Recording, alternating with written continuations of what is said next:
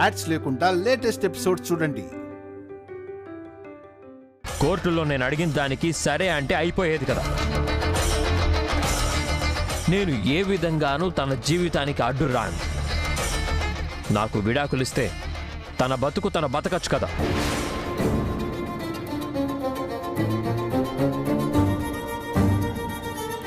విడాకులనేది ఇచ్చాక, నువ్వు మెడలో నుంచి తాళి తీశాక అది బ్రతకాలి కదయ్యా.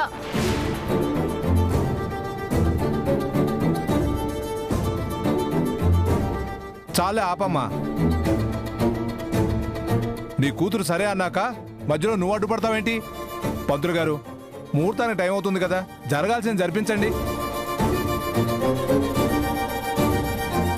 నాన్న సామ్రాట్, ముందు నువ్వు కూర్చో, కానివరా. ఏంటి కానిచ్చేది? కళ్ళ ముందు నా బిడ్డ బ్రతుకు బుగ్గిపాలవుతుంటే చూస్తూ ఊరుకుంటానా? నవమాసాలు మోసి దాన్ని చేసింది, మీ చేతుల్లో పెట్టింది ఇలాంటి ఘోరం చూడని కాదయ్యా.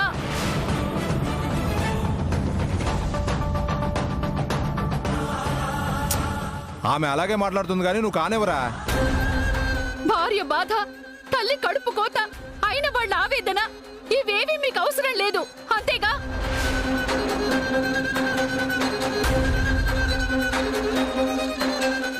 కానివ్వండి, కానివ్వండి. దాని మెడలో తాళి నేను చచ్చాక విప్పండి.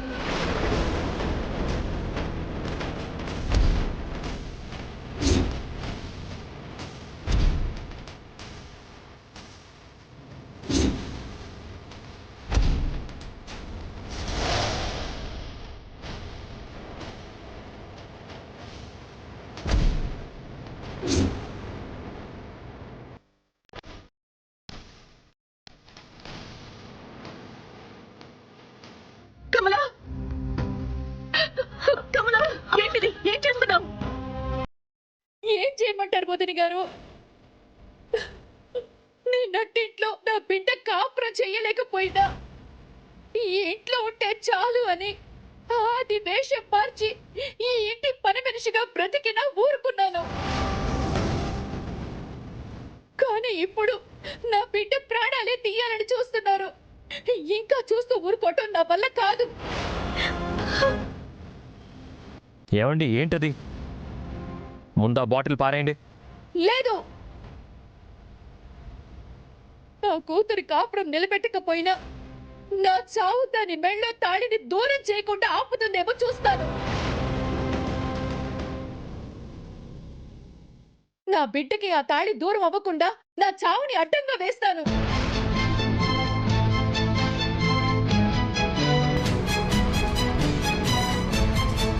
రేపు చస్తూ బ్రతికే దాని బ్రతుకు చూడటం కన్నా దానికోసం ఇక్కడే చస్తాను.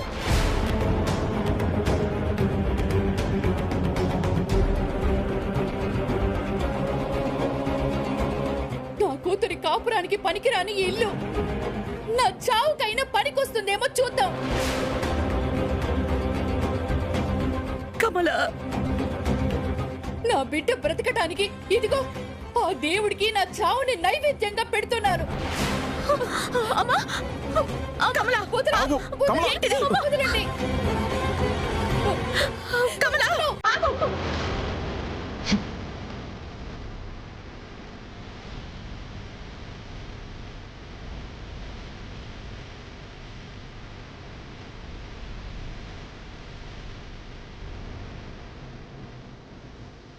ఏంటి, చస్తానని బెదిరిస్తున్నారా? మీ అమ్మాయికి నచ్చిన బతుకు బతకడం లేదని మీకంత బాధగా ఉంటే నాకు నచ్చని బతుకు బతకడానికి నాకెంత బాధగా ఉంటుంది.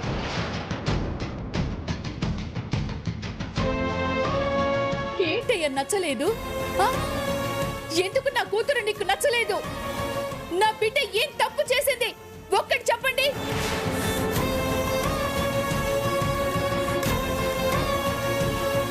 అమ్మా, చాలు, మాట్లాడింది చాలు. ఆయనకి నచ్చినట్టు ఆయన బతుకుని. ఇంక ఈ విషయంలో నువ్వు అటు వన్నవంటే నేను చచ్చినంత ఉంటే.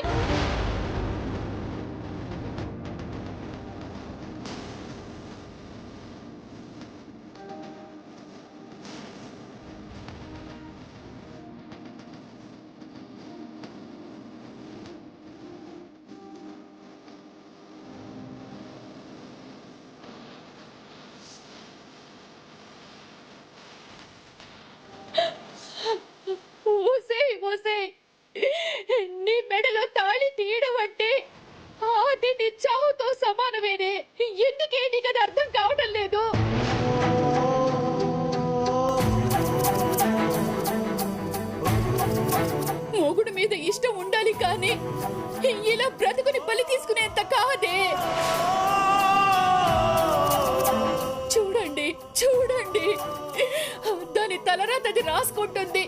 మధ్యలో మాట్లాడద్దని ఒట్టేసి మరీ నన్ను కట్టిపడేసింది.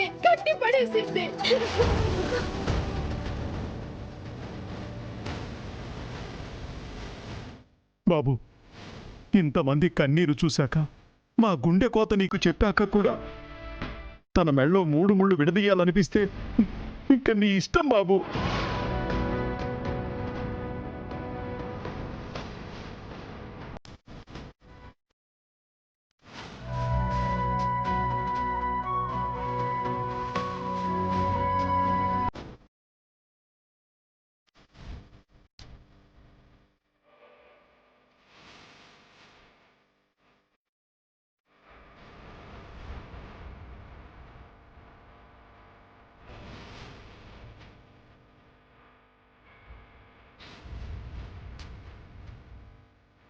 పూజారి గారు, కానీ ఇది నేను ఇష్టంగా ఒప్పుకున్నది. ఆయనకి నచ్చినట్టు ఆయన బతకాలంటే నా మెడలకి 3 ముళ్ళు అడ్డంగానే ఉంటాయి. తీయనియండి.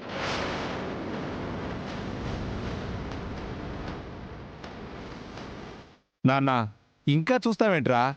ఆ 3 ముళ్ళేవో విప్పేయి.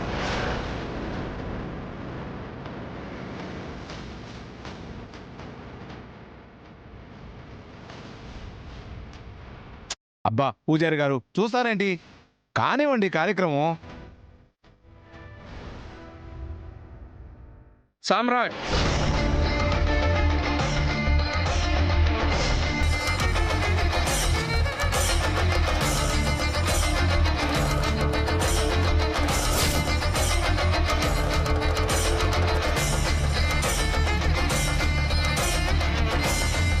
నేను విన్నది నిజమేనా? గవర్నమెంట్లో కొత్తగా వచ్చిన ఒక టెండర్ గురించి నేరుగా నీకే ఆ గుడ్ న్యూస్ చెప్దామని షాపుకు వెళ్తే ఇంట్లో కార్యక్రమం అంటే ఏ పుట్టినరోజో పెళ్లి రోజో అనుకున్నాను. కానీ ఇదేంటి, కోర్టుకెళ్ళారంట? ఆ అమ్మాయి మెడలో 3 ముళ్ళు విప్పదీయటానికి కూడా సిద్ధపడ్డావంట. ఇది కరెక్టేనా? నీ స్థాయి వ్యక్తి చేయదగ్గ పనేనా ఇది?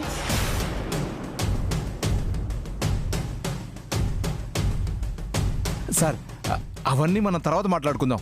ముందు ఇలా రండి, గదిలో కూర్చొని మాట్లాడుకుందాం. నువ్వు ఉండవయ్యా, మాట్లాడుతున్నాను కదా.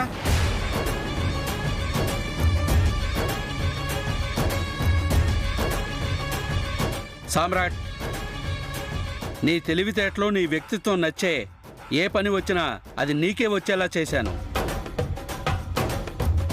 కానీ సొంత భార్య విషయంలో నువ్విలా చేస్తావని నేను అస్సలు ఊహించలేదు.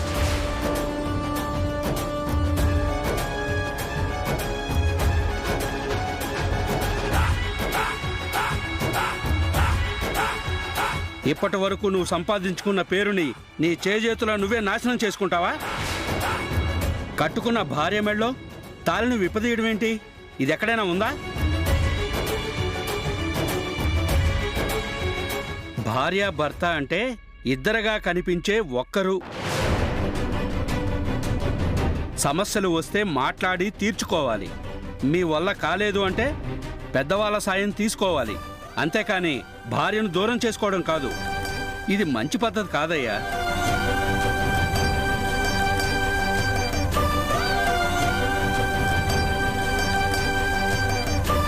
సార్, అందరూ సమాజం గురించి, మీ ఇష్టాయిష్టాల గురించి తప్ప నా గురించి ఎవ్వరూ ఆలోచించడం లేదు, నా కన్న వాళ్లతో సహా.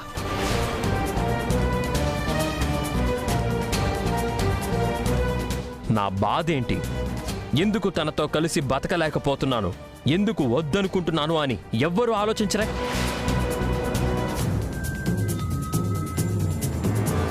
చూడు, నీ నిర్ణయం ఆ అమ్మాయికి జీవితం లేకుండా చేస్తుంది. నువ్వు వద్దు అనుకున్నా శ్రీవల్లి నువ్వే కావాలని అనుకుంటుందంటే తనకి నీ మీదున్న ప్రేమ అని నువ్వెందుకు అర్థం చేసుకోవట్లేదు?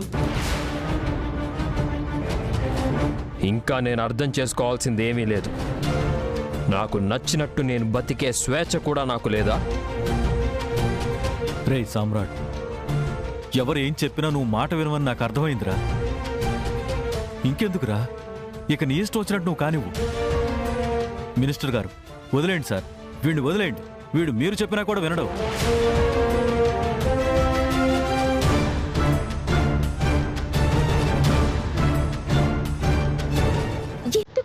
మాట్లాడడు బాధపడడు. ఆయనకేది ఇష్టమో గదే చేయనియండ్రి.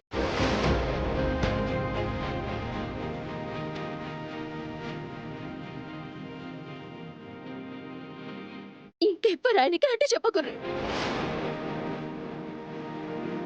పంతులు గారు మీరు కానియండి. నాన్న నువ్వు వెళ్ళి కూర్చో నాన్న.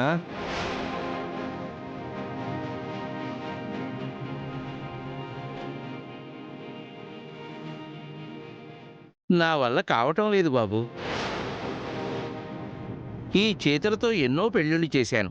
ఆ జంటలందరూ కనిపించినప్పుడల్లా ఆనందంగా నమస్కరిస్తుంటే నా మనసుకు తృప్తిగా ఉంటుంది.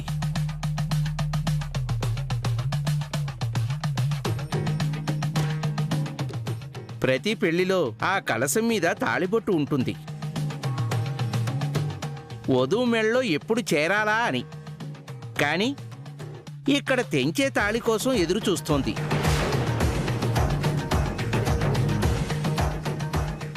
ఈ పాపం నా వల్ల కాదు. ఇన్ని పెళ్ళిళ్ళు చేసి నేను సంపాదించుకున్న పుణ్యం ఈ ఒక్క పాపంతో పోతుంది. నేను నేర్చుకున్న వేదాలు కూడా నన్ను క్షమించవు. నేను ఈ కార్యక్రమం జరిపించలేను బాబు, జరిపించలేను.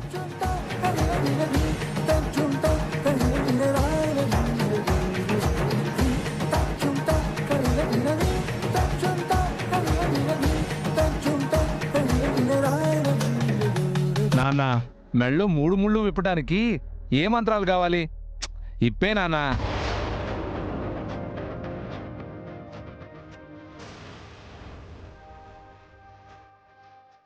గాంధారి వెళ్ళి జడెత్తి పట్టుకోవే.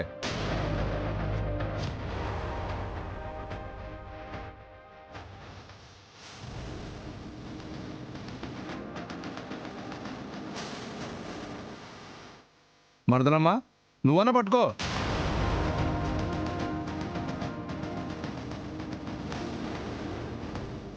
ఇదిగోమ్మా నువ్వురా. అరే అమ్మా నువ్వన్నారమ్మా.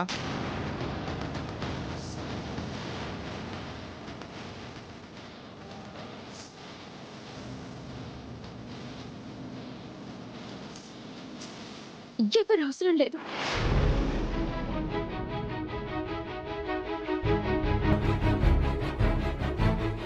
నా భర్త తాళి గట్ట నీకి తల వంచిన నేనే. ఆయన గట్టిన తాళి ఆయన తీసుకోనీకి నేనే సాయం చేస్తా.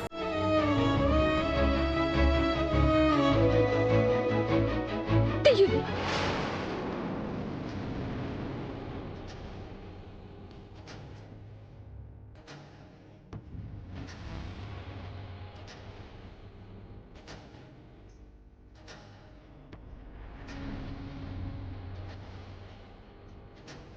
నాన్న ఇంకా ఆలోచిస్తావేంటి? కానివ్వు. ఈరోజు నీకు దూరమైన నీ మనశ్శాంతి నిన్ను వెతుక్కుంటూ వస్తుంది. కానీ నాన్న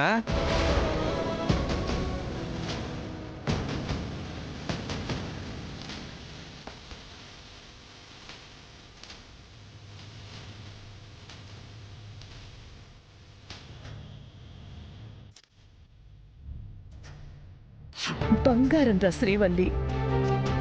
అలాంటి భార్య దొరకాలంటే ఏ జన్మలోనో పుణ్యం చేసుకుని ఉండాలి. నువ్వు సంపాదించుకున్న పేరే కాదు, మరో 10 తరాలు ఈ కుటుంబం తలెత్తుకోలేని పరిస్థితి వస్తుందిరా.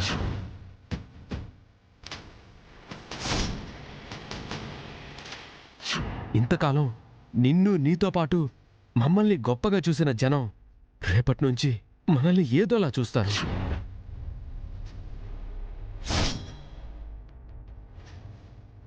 తప్పు ఎప్పుడు చేసాకే తెలుస్తుంది అది తప్పు అని.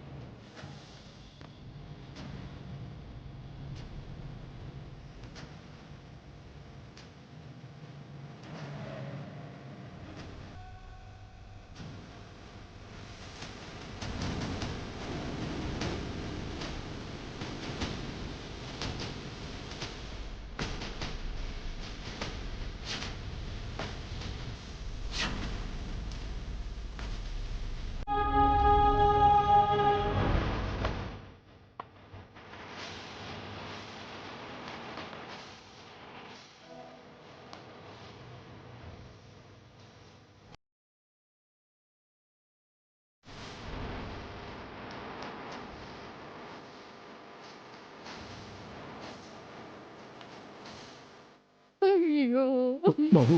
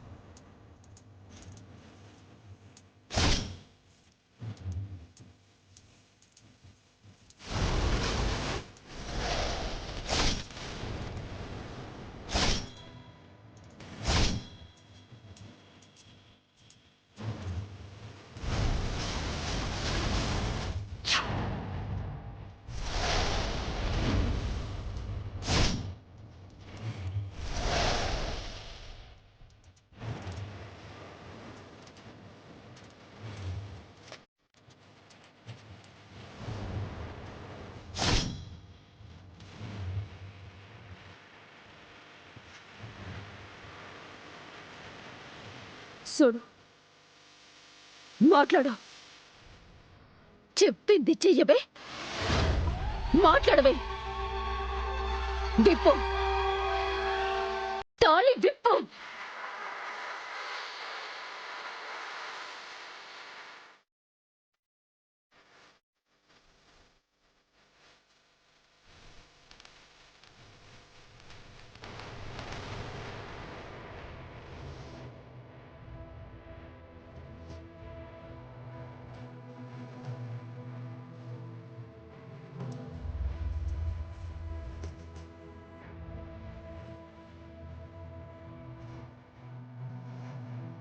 మినిస్టర్ గారు, మీ వల్లే వాడు భయపడుతున్నాడు, బాధపడుతున్నాడు.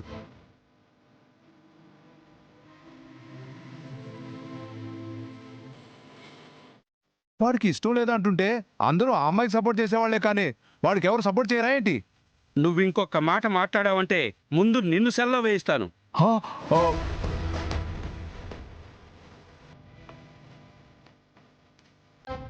అరే, ఒక జంట విడిపోయిందంటే కలపాల్సింది పోయి విడదీయాలని చూస్తావా?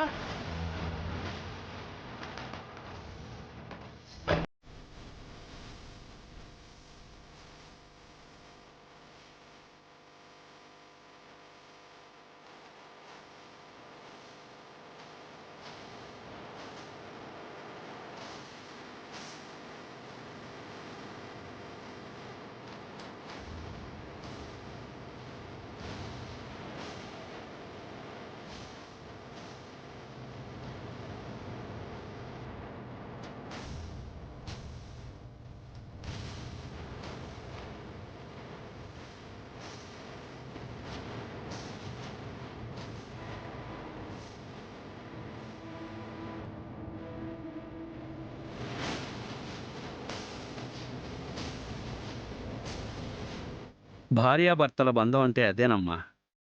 విడదీయాలి అనుకున్న సామ్రాట్ విడదీయలేక వెళ్ళిపోయాడు.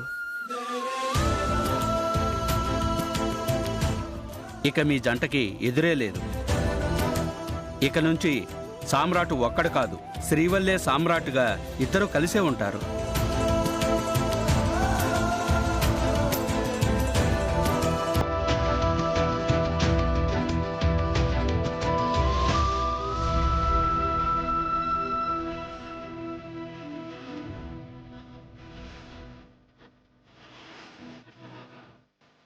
దీర్ఘ సుమంగళి భవ.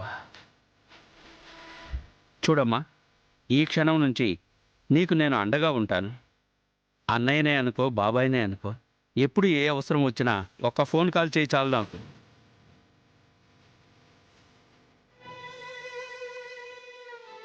ఉంటానమ్మా.